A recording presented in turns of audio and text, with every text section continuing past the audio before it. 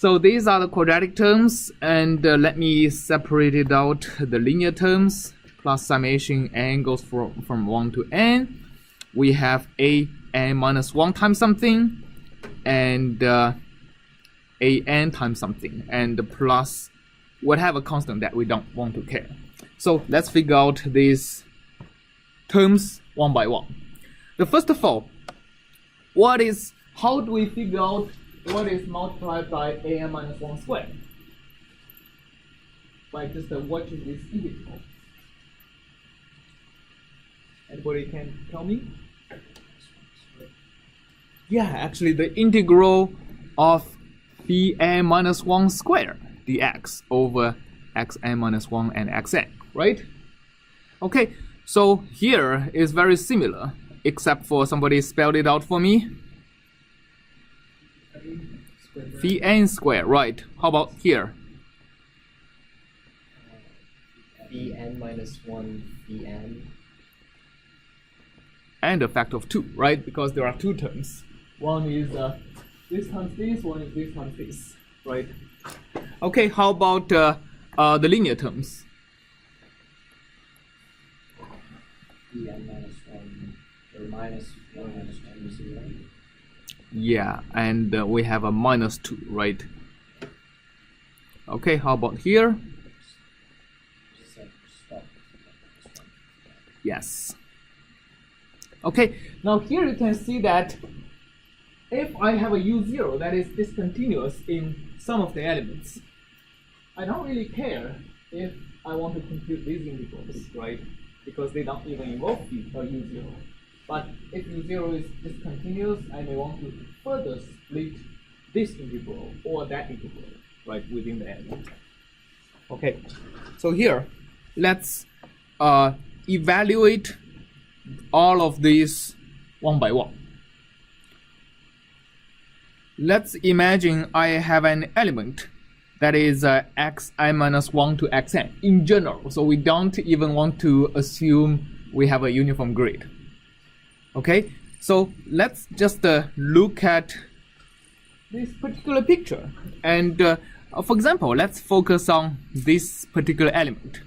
I have the green one as my Vn minus 1, right? N is equal to 2 in this case. I'm looking at the second element. So green one is Vn minus 1, gray one is Vn. So what is the integral of Vn minus 1 squared over this element?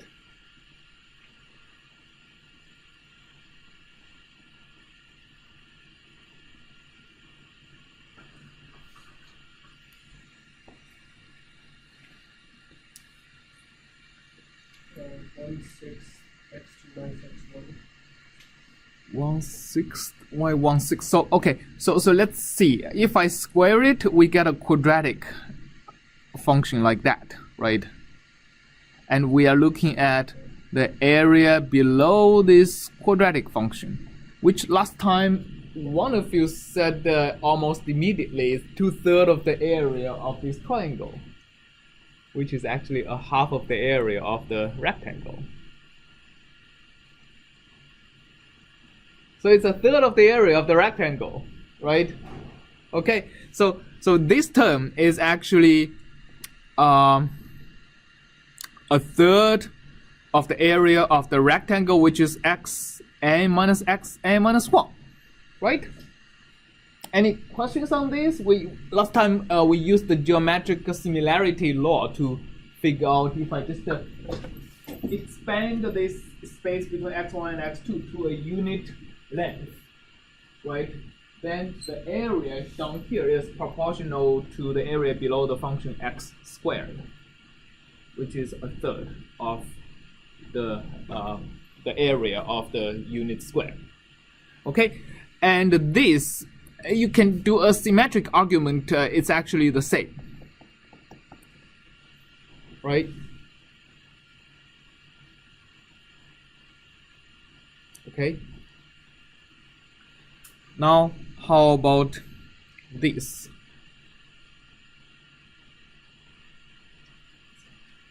Yes? It's the same value of subscript. It's the same value even though the subscript has changed because, because phi n is the gray one, right? If you take phi n squared, it will be a quadratic function that is exactly symmetric to this green one. This is just because we're assuming. No, it's actually not assuming we are uniform grid, because the integral are actually within the same element, right? So Yeah. we're integrating over exactly the same element, except for one is the green function, another is the gray function, which is just a flip over of the green function. So, I mean, the area below them is exactly similar, right? Just to flip it over horizontally. All right. And the third equation, there is actually a pretty easy way to figure it out. You don't even have to do any geometry stuff. Just consider what is phi n minus 1 plus phi n. 1, right? Phi n plus 1 phi n is the summation of the green and the gray basis function over the element 2. So they add up to exactly 1. If the summation is 1, the square of their summation is also 1, right? And the square of their summation is exactly this plus this plus this, right? So, okay, so if this is a third, then this should be a third, all right? So we get a third, another third of that, which is pretty neat. All right, any questions on that? Right, we know it completes a perfect square, right? This plus this plus this is a perfect square of the integral of phi n minus 1 plus phi n squared, which is 1 squared, right? Integration of 1 over this is exactly this. So these three should add up to xn minus 1. Right? Okay. So now we have figured out these three terms. They came up to be pretty nice. And at this point, actually, we have completely figured out, we have all the ingredients to figure out what this matrix A is. Right?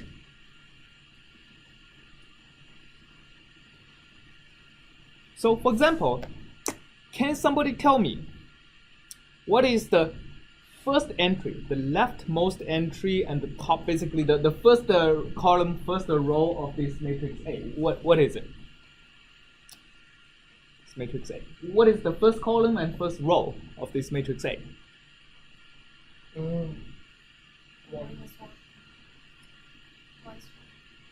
Minus 1, why?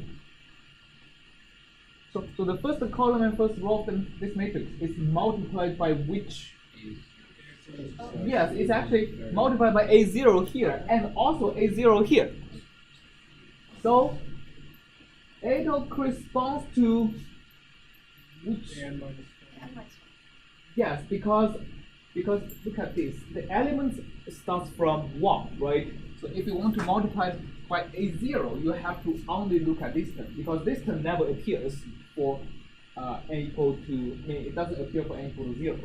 So it only appears here when n is equal to 1. Okay? So when n is equal to 1, what is the first entry of this matrix A? Yes, the first entry is a third of the width of the first element. Alright? Now what is the 1, 2 entry? The first row, second column.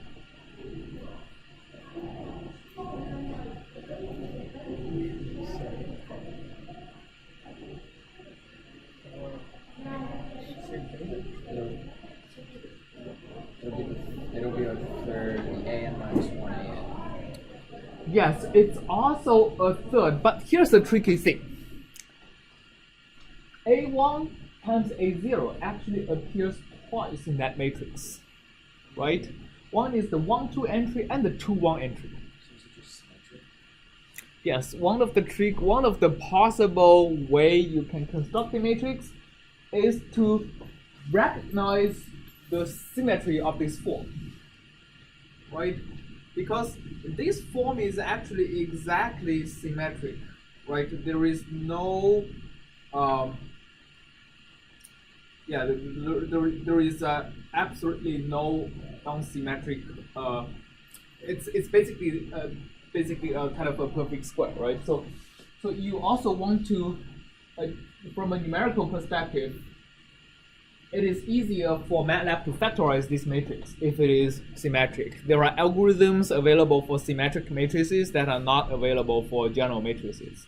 So, I mean, actually, whenever you do backslash on MATLAB, MATLAB actually checks if the matrix is symmetric. If it is, it does something different. So we have every motivation to make this asymmetric if possible. This is a case where it is actually possible. So instead of putting all the weight of this term in the 1, 2 entry, we usually split that into a sixth and a sixth. Okay,